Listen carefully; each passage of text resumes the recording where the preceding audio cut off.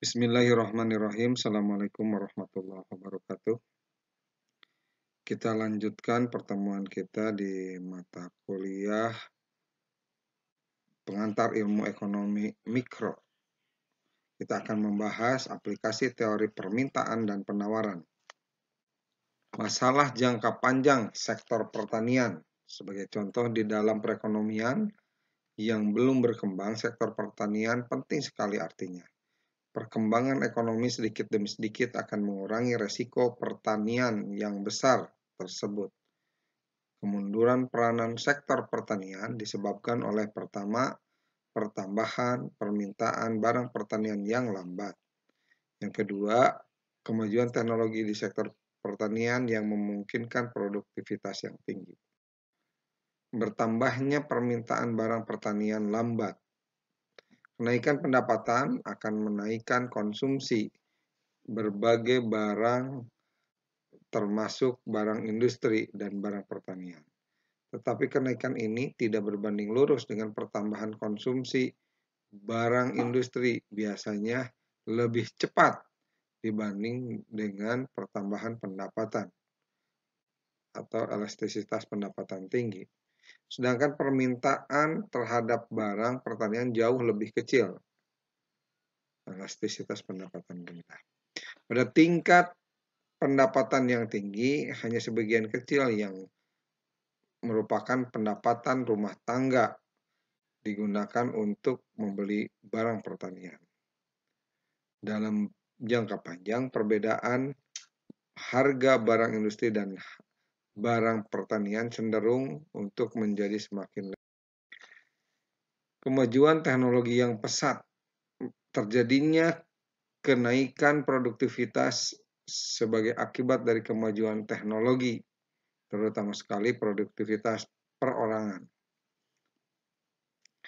Implikasinya pada sektor pertanian di negara maju menjadikan atau mendorong perpindahan tenaga kerja dari sektor pertanian ke sektor industri.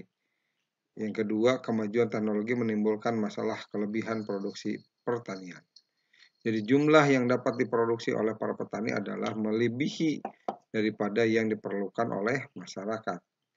Jadi ketika bicara supply-nya di sini disebutkan, dan kondisi demikian kita paham bahwa jumlah barang yang diproduksi oleh para petani melebihi daripada yang diperlukan oleh masyarakat, artinya surplus. Masalah jangka pendek sektor pertanian. Dalam jangka pendek, harga hasil pertanian cenderung mengalami naik turun yang relatif besar. Harga bisa mencapai tingkat di satu masa dan sebaliknya sangat rendah pada saat berikutnya. Faktor yang menimbulkan ketidakstabilan, pertama naik turunnya permintaan dan naik turunnya penawaran. Ketidakstabilan yang bersumber pada perubahan penawaran. Produksi pertanian dipengaruhi oleh faktor alamiah seperti musim, menyebabkan tingkat produksi pertanian mengalami perubahan yang relatif besar bila dibandingkan dengan barang industri. Dalam jangka pendek maupun jangka panjang, permintaan terhadap barang pertanian bersifat tidak elastis. Dalam jangka panjang, karena elastisitas pendapatannya rendah, yaitu kenaikan dalam pendapatan hanya menimbulkan kenaikan kecil saja terhadap permintaan. Di sisi lain, dalam jangka pendek, karena kebanyakan produk pertanian merupakan barang kebutuhan pokok harian, yaitu yang digunakan secara rutin tiap. Ketidakstabilan yang ditimbulkan oleh perubahan permintaan. Barang-barang pertanian cenderung mengalami perubahan harga yang relatif lebih besar daripada harga-harga industri. Ini merupakan ciri dari tidak elastisnya barang. Yang kedua, faktor yang menyebabkan penawaran terhadap barang pertanian bersifat tidak elastis, di mana hal ini dihasilkan secara musiman. Kapasitas produksi cenderung untuk mencapai tingkat yang tinggi, sedangkan beberapa tanaman perlu waktu bertahun-tahun sebelum menghasilkannya. Hal ini diikuti oleh ketidakstabilan permintaannya pula sehingga menyebabkan perubahan harga yang sangat besar apabila terjadi perubahan permintaan, pendapatan, dan penggunaan tenaga kerja. Untuk kegiatan pertanian, perubahan permintaan lebih mempengaruhi pendapatan daripada kesempatan kerja. Untuk kegiatan industri, perubahan permintaan lebih mempengaruhi kesempatan kerja sehingga pendapatan tidak mengalami perubahan sebesar pada sektor pertanian. Beberapa cara untuk menstabilkan harga dan pendapatan pertanian. Membatasi jumlah produksi, campur tangan dalam pembelian, menstabilkan harga dan keseimbangan pasar bebas, menetapkan harga yang lebih tinggi dari harga keseimbangan, menstabilkan pendapatan dengan subsidi. Yang terakhir, kebijakan harga maksimum. Pengaruh pajak penjualan. Pajak penjualan merupakan pajak yang dikenakan oleh pemerintah dan dibayarkan pada waktu jual beli ke atas barang yang dikarenakan pajak penjualan itu dilakukan.